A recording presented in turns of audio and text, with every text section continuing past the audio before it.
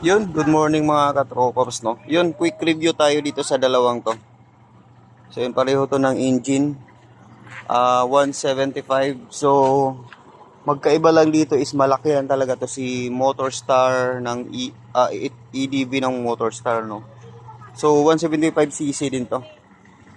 So, ito is, parehong disc brake likod, tsaka harap.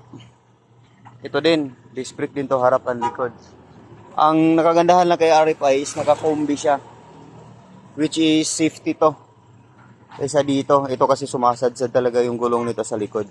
Ito naman is hindi siya masyadong sumasadsad. Gawa nga ng 20% is pagpiga mo sa likod is kasama dito. Ayan. So, ang nakagandahan kay RFI 175 is keyless na. Oo, keyless na po ito mga katropops no, may remote. Yan, yung tangke niya, ganyan. Pabaliktad. Tapos kay EDV naman is so, paangat ng ganon. So, kay EDV kasi is nakasusi pa. Disusi pa siya, no? Yan, sa LCD screen naman, ito is may analog type. Then, black and white. So, kay EDV naman is ganito. So, ganito yung kay EDV mga katropops, no? So, para siyang tablet. Para siyang tablet, then colored na po yung ano niya, display. Ayan. So, nakuha natin to is 11,200. So, siganhan lang natin to nabili. So, pareho to is siganhan lang nakuha natin mga katropops, no? So, ang forma nito is hindi siya naka-naked. Then, ito talaga is naka-naked na talaga to. Kasi semi-adventure type kasi itong ano na to. Scooter na to. So, ang nagustuhan ko lang din dito kay EDV, medyo malaki siya, malapad siya tingnan, no? Ayan, no? Ayan siya mga paps, no? Ang lapad niya tingnan. Then, yun na nga sa tangke niya, yun, goods naman yung tangke niya. Gawa nga na medyo pa-slant na ng ganon, so hindi na basta-basta papasukin talaga ng tubig to. Oo, yun kasi yung common issue ni Motorstar, pinapasok yung tangke.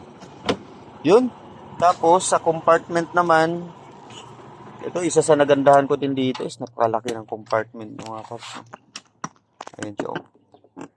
Hindi naman siya totally talaga grabe malaki pero pwede na. Compare natin dito kay RFI.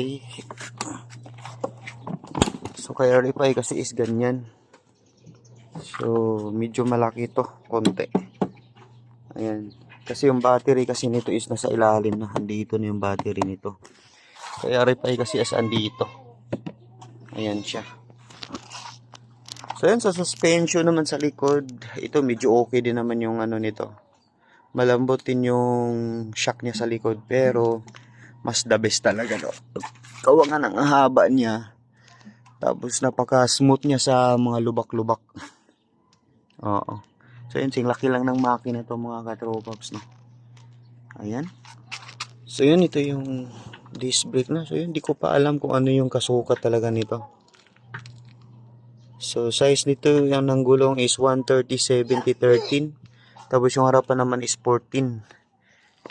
Hindi katulad kay RFI na pareho siya. Pareho siyang 13 size.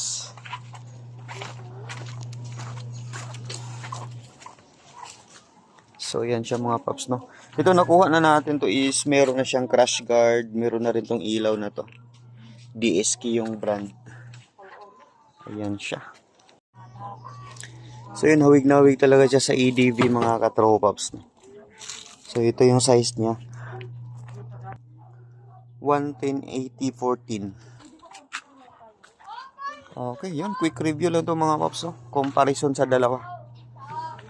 Pero sa performance, I think nakadepende pa rin sa panggilid. Kasi ang hatak nito, yung arangkada nito is mahina talaga sa stock. Then ito ganun din. Pero sa duluhan, medyo pareho silang lumalaban. Yan. Then naka-projector type na rin to mga katropops, no? Ito yung low niya, ito yung high niya. So yung dalawa po yan. Tapos meron siyang LED. Oo, daylight. Then dito is meron din siyang daylight na LED, tapos ito is naka dual na rin siya, projector type. So medyo malakas lang talaga yung ilaw nito, yung RFI, kaysa dito, comparison dito. Okay, yun lang, hanggang dito lang, quick review. Alright.